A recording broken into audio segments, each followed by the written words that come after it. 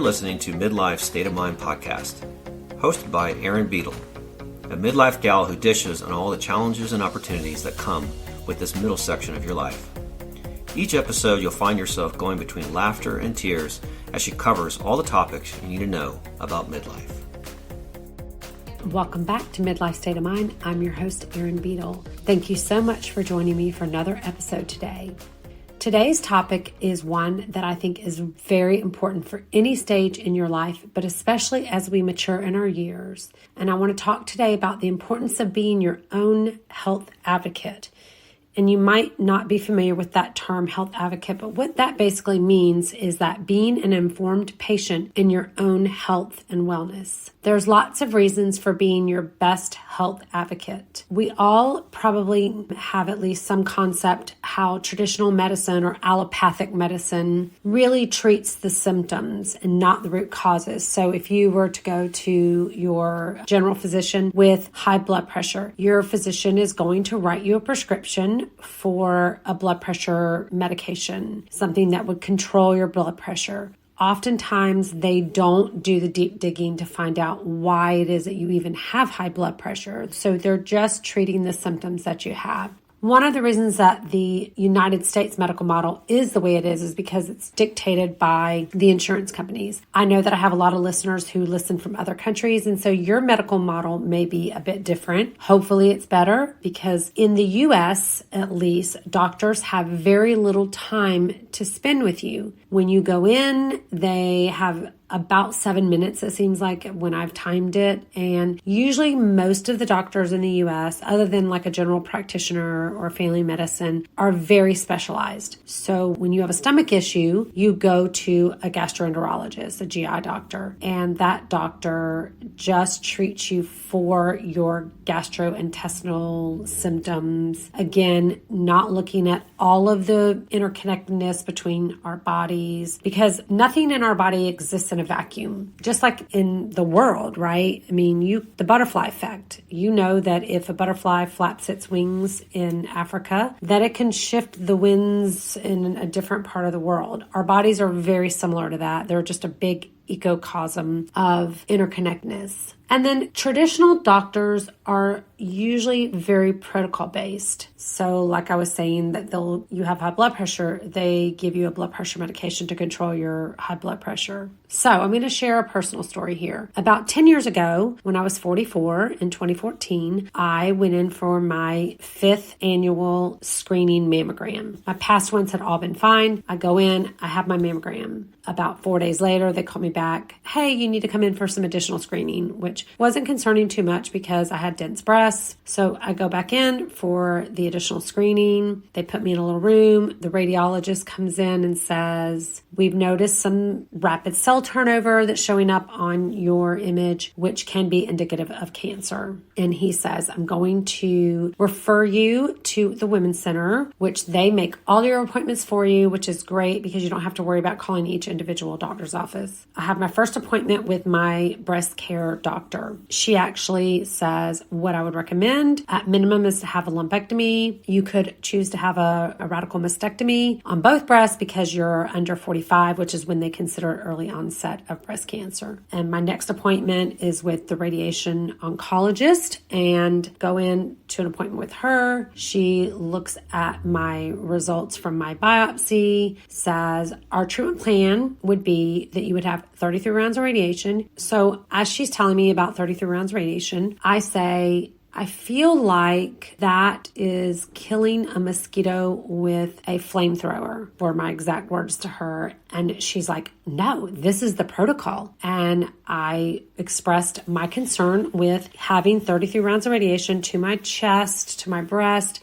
close to my lungs. She just wants to hear nothing about it. It's talking about recurrence, just basically trying to fearmonger me into doing 33 rounds of radiation. So I asked her, well, what is the incidence of return if I have radiation versus if I don't? Well, they don't keep that data because it's very protocol based. They follow the women who do their protocol. And so I say to her, my husband is there with me. I say, well, I don't want to have 33 rounds of radiation because not only having 33 rounds of radiation just in and of itself, just the factor of having to have that done and the potential for burns and damage to my chest during the actual radiation. But I am worried about the long-term effects of having 33 rounds of radiation, possible getting a blood cancer 20 years down the road or a solid mass tumor. And she basically tells me, I will never agree to you not having radiation unless your final biopsy comes back negative, and that's never going to happen. And I left that day. I looked at my husband. I said, I'm not having it. I'm not having the radiation. He said, you're never going back to see her, and I will support you in whatever you decide. So then I go to my medical oncologist. The protocol is 10 years of tamoxifen. I say, I don't feel comfortable with that. It's going to throw me right into menopause. I don't want to do that. And she absolutely said, you know what? Let's monitor you, and I will support whatever your decision is. So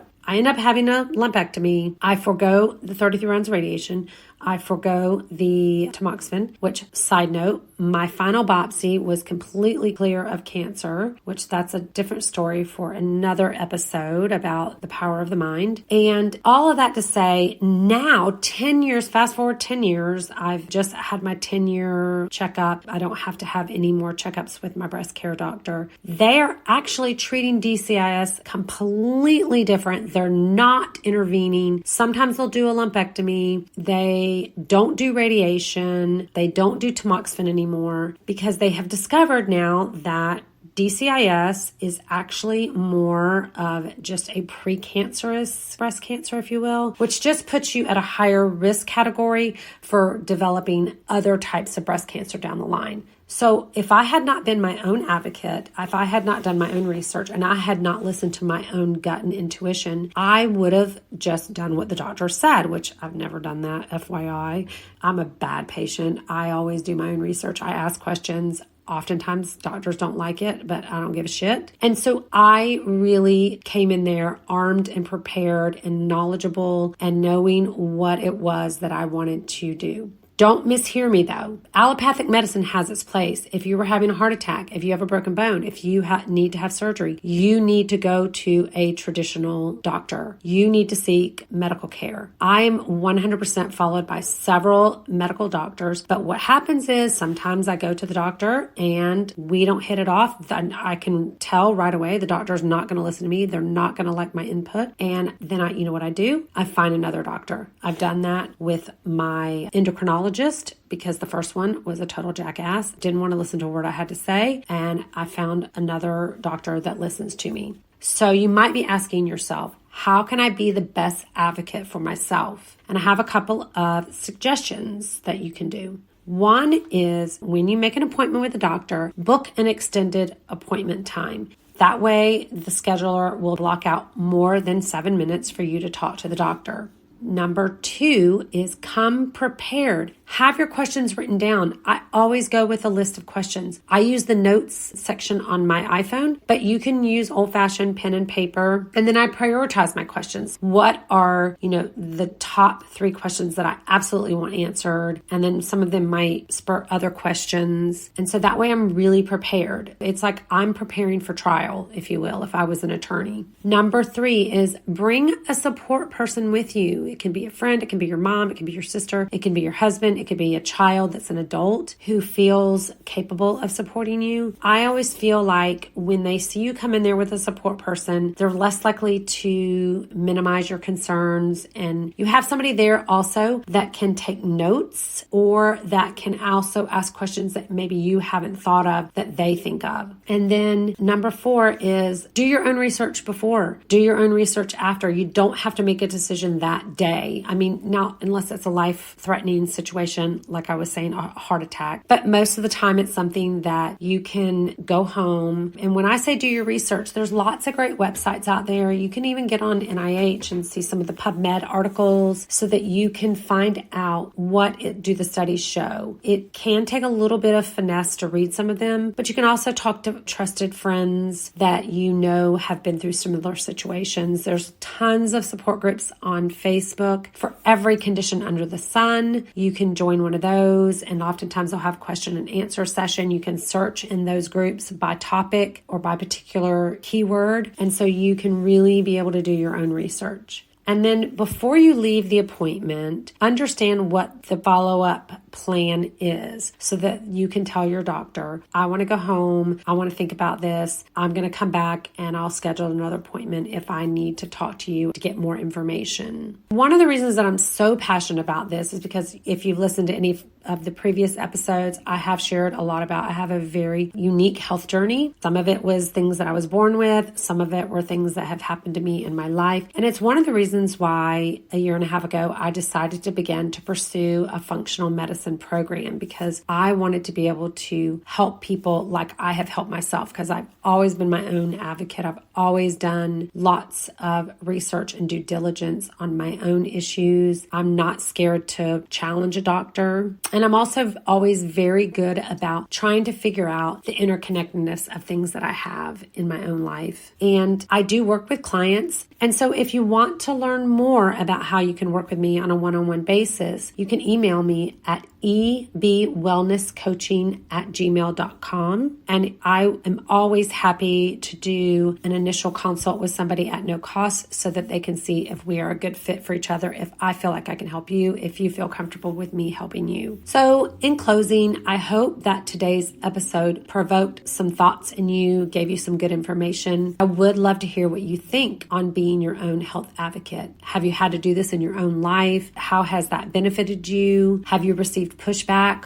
You can always send me a message at midlifestateofmindpodcast@gmail.com or check out my website at midlifestateofmindpodcast.com. You can also weigh in on my social medias, Midlife State of Mind Podcast on Instagram and Facebook. I'm so appreciative of you listening today, and I would love to have you hit that follow button so that you can stay in the loop on whenever new episodes drop each week. And if any episode has particularly resonated with you and you enjoy the content that I create, I would be very grateful if you would leave me a rating and a written review on whatever podcast platform you are listening to me on. And then lastly, if you're interested in some additional ways that you can support the podcast, you can take a look at the show notes and you'll see a list of some of my favorite things. The products that are linked are all ones that I use and I love, and I would recommend them to any of my friends. And if you do choose to purchase any of the products with my links, then the podcast does earn a small commission that just helps to offset the expenses of producing it. Thanks again for listening. I'll be back next week. Bye.